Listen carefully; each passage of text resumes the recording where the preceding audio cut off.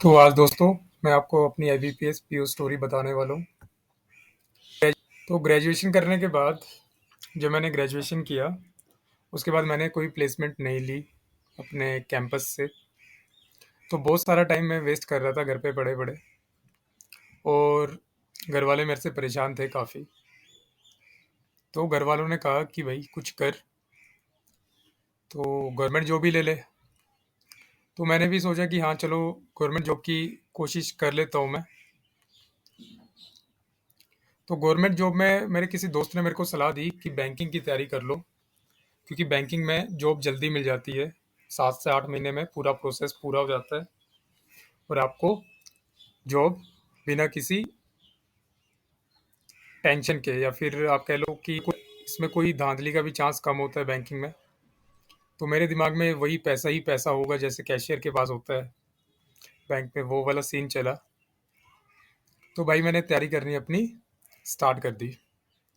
तो क्योंकि मेरा इंजीनियरिंग बैकग्राउंड था तो मैथ्स मेरा थोड़ा बहुत सही था, और जैसे कि इंग्लिश काफ़ी कमज़ोर आती है अपना, या फिर वीक आती है बैंकिंग एग्जाम्स में, तो उस लायक मेरी इंग्लिश भी थी। रीजनिंग में मैं पजल्स की ज़्यादा प्रैक्टिस नहीं करता था, तो थोड़ा डर लगता था रीजनिंग से, लेकिन काम चल गया और इस तरह मेरा बैंक एग्ज़ाम हो गया क्लियर। तो मैं भी जैसे लगान में ये बाबा जी जीत गए कह रहे थे, मैं भी ऐसी ही खुशी में दौड़ पड़ा जब मैं क्लियर किया मैंने एग्ज़ाम। देखो सिंपल फंडा है इसमें जो मैंने फॉलो किया, प्री के लिए बता रहा हूँ और आप भी फॉलो कर सकते हो। आराम से आपका भी क्लियर हो जाएगा। सिंप्लीफिकेशन मैथ्स में 5 मार्क्स की आती है। उसके बाद क्वाड्रेटिक और नंबर सीरीज, इनमें से एक चीज आती है, वो आती है 5 मार्क्स की। फिर DI, 2 DI आती है, 3 भी आ सकती है कभी कभी। चांसेस पेपर के साथ डिफर करेंगे कि किस तरह का उन्होंने एग्जाम आया, लेकिन मोस्टली ऐसा ही होता है, DI 2 आती है। उसके बाद अर्थमेटिक क्वेश्चन रह गए, वो 10 आएंगे या 15 आएंगे। तो इसमें से आपने क्या कोशिश करनी है कि मैं 20 मार्क ले लूँ। 20 मार्क आप आराम से ले लोगे, सिंप्लीफिकेशन कर दो 5 नंबर की, 5 नंबर की क्वाड्रेटिक और DI कर दो। तो अगर इतना भी करोगे, ये 4 पार्ट कर दिया, आपके 20 मार्क्स आ जाएंगे क्वांट में।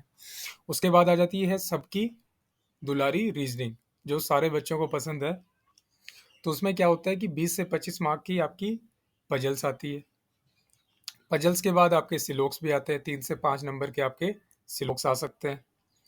उसके बाद डायरेक्शन के ऊपर क्वेश्चन आते हैं, 3 से 5 के, वहाँ पे भी क्वेश्चन आ सकते हैं। डायरेक्शन के बाद हमारा ब्लड रिलेशनशिप पे क्वेश्चन आते हैं, 3 से 5 के, वो भी क्वेश्चन आ सकते हैं।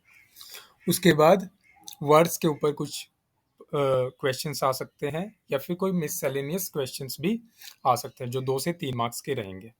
तो इसमें आपने यही करना है कि पहले सिलोक्स कर लो, डायरेक्शंस कर लो, ब्लड रिलेशंस कर लो। उसके बाद आप 2 इजी पजल करके आप इसमें भी आराम से 20 मार्क ले लोगे और आप बन जाओगे राजा। वैसे मोस्टली बच्चे 20 मार्क से ज़्यादा ही टारगेट करें रीजनिंग में तो बढ़िया होगा।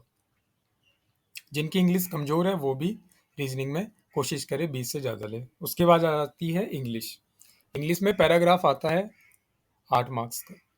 रीअरेंजमेंट, किसी सेंटेंसेस की 5 सेंटेंस होते हैं, उनको रीअरेंज करना होता है। रॉन्ग पार्ट ढूंढना होता है किसी सेंटेंस का कि रॉन्ग कौन सा है। फिलिंग द ब्लैंक्स भी आ जाते हैं। ऐसे किसी वर्ड का करेक्ट यूजेज आ जाता है। अब कनेक्टर्स के भी यूजेज आने लगे कि सही जगह पे लगाओ, पहले लगाना है या बीच में लगाना है। तो यहाँ पे भी अगर आप न्यूज़पेपर पढ़ते हो या फिर रोज आधा घंटा भी इंग्लिश को देते हो तो आपको 20 मार्क लाने कोई ज़्यादा मुश्किल नहीं है। तो यहाँ पे हमने देखा, अगर हम मैथ्स में 20 मार्क्स, रीजनिंग में 20 मार्क्स और इंग्लिश में अगर 20 मार्क ले आते हैं, तो हमारी ये जो सीढ़ी है सफलता की, प्री एग्जाम की, ये हमारी हो जाती है क्लियर। इतना ही सिंपल फंडा है, इससे ज़्यादा कोई फंडा नहीं है। ये अड्डा वाले कुछ भी आपको बताएंगे ये करना है वो करना है, कुछ नहीं है। सिंपल, आपको जितना सिंपल हो सके अपने टारगेट को उतना सिंपल बना के रखो, ऐसे आपको हो जाएगा प्री क्लियर। अब जैसे अक्की भाई यहाँ पे इंतजार कर रहे हैं अपने मेंस का प्री देने के बाद, तो ऐसे ही आप लोग भी वेट करोगे अपने मेंस का प्री देने के बाद। और आगे की स्टोरी मैं आपको बाद में बताऊंगा। यहाँ तक मेरी प्री स्टोरी सुनने के लिए और आगे के लिए स्टोरी सुनने के लिए अगला पार्ट देखना मत भूलना।